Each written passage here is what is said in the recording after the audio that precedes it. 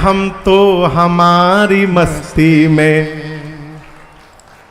बस झूमते चले हैं। हम तो हमारी मस्ती में बस झूमते चले हैं।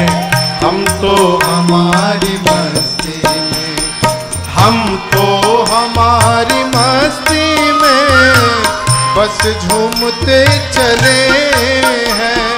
हम तो हमारी मस्ती में बस झूमते चले हैं।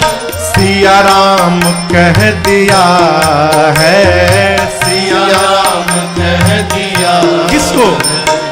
जो राह में मिले हैं।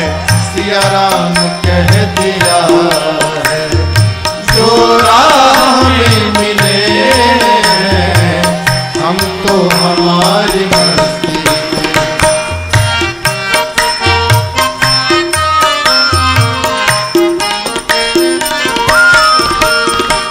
हो, चाहे जैसा मौका खाएंगे नहीं धोखा। हो चाहे जैसा मौका खाएंगे नहीं धोखा। आया है ज्ञान अब हमने गुरुदेव से अनोखा। पाया है ज्ञान अब हमने गुरुदेव से अनोखा। जो डूबते हैं डूबे, जो डूबते हैं डूबे। हम तैरते चले हैं। जो डूबते हैं डूबे, हम तैरते चले हैं। हम तो हमारी मस्ती में बस झूमते चले हैं। हम तो हमारी मस्ती में।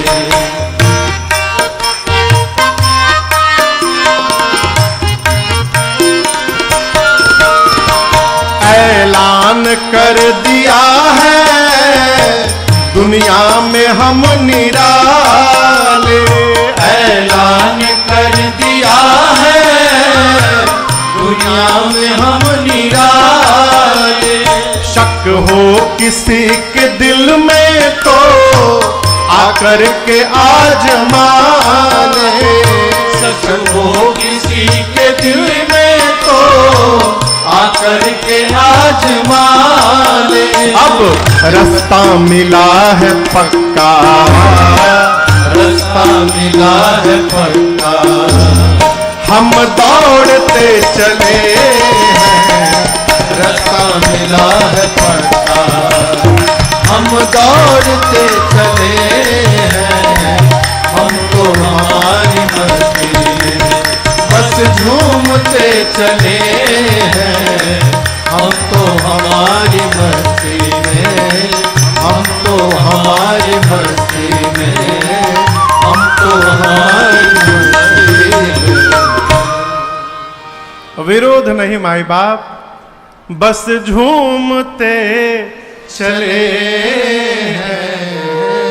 जो मिल जाए, अरे सिया राम कह दिया। आपको एक बात सुनो कहूं, जब कोई फोन करता है ना मुझे, तो मैं फोन उठाते पहला शब्द बोलता हूं प्रणाम जी, प्रणाम। तो एक व्यक्ति ने कहा महाराज आप हमसे पहले क्यों प्रणाम बोल देते हैं? हमको अच्छा नहीं लगता आप प्रणाम करते हैं। हमने कहा भैया पहले आप कह दोगे तो हमको देना पड़ेगा। हम लालची आदमी हैं। आपसे पहले हम ही प्रणाम कह देते हैं। यदि पहले हम बोल देंगे तो आपकी ओर से मेरे लिए आशीर्वाद चला आएगा और मेरा कल्याण हो जाएगा। ये तो लूट है, वो जितना लूट सकते हैं लूट लीजिए, जो भी मिले। सिया राम कह दिया है, जो राह में मिले हैं। हम तो हमारी मस्ती में। गोस्वामी जी ने दुष्टों की भी वंदना की। भगवान के परिकर समाज की वंदना की, नाम की वंदना की, और सबकी वंदना करके पूज्यपाद गोस्वामी तुलसीदास जी महाराज कथा को तीर्थराज प्रयाग ले गए। कहाँ गए? तीर्थराज। इलाहाबाद ना कहिएगा बोल के भी।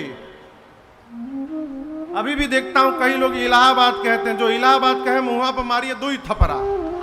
कहाँ इलाहाबाद हो? ये तो धन्यवाद कहिए मोदी योगी जी को, कहां से इलाहाबाद से पिंड छोड़ा, प्रयाग हुआ। अब तीर्थराज प्रयाग, जहां विश्व का प्रथम यज्ञ संपादित हुआ था, उस भूमि का नाम है प्रयाग। प्रयाग प्रथम यज्ञ, तीर्थराज प्रयाग काशी के बगले में है वो। तीर्थराज प्रयाग को बाबा कथा ले गए मानसिक रूप से। चौपाई श्रवण करिए। भरद्वाज मुनि बसहि प्रयागा, भरद्वाज मुनि बसहि प्रयागा, तीनहि राम पद अति अनुरागा,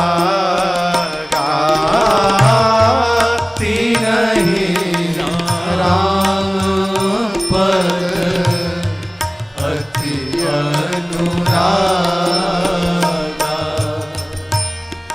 तापस समदम दया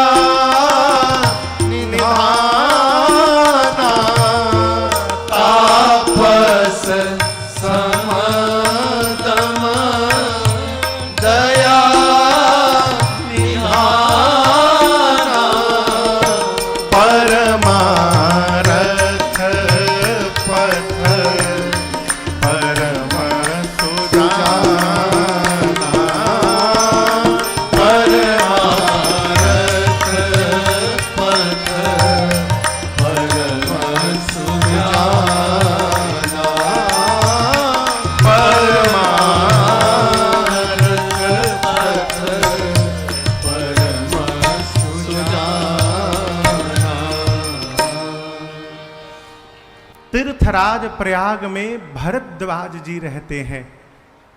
परिचय बड़ा अद्भुत है। तीनहि राम पद अति अनुरागा।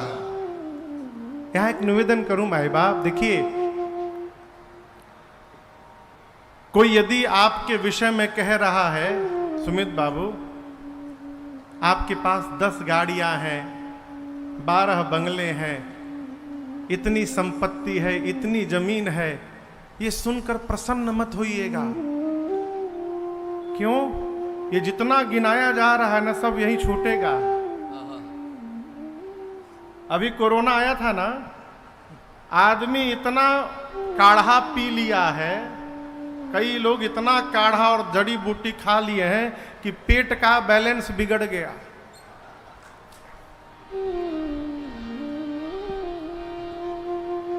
यदि कोई आपसे कह रहा है कि आप भगवान के, सुमित जी भगवान के भक्त हैं, तो समझिएगा दुनिया का सारा वैभव प्राप्त हो गया। यदि कोई हमको भगवान का भक्त कह रहा है।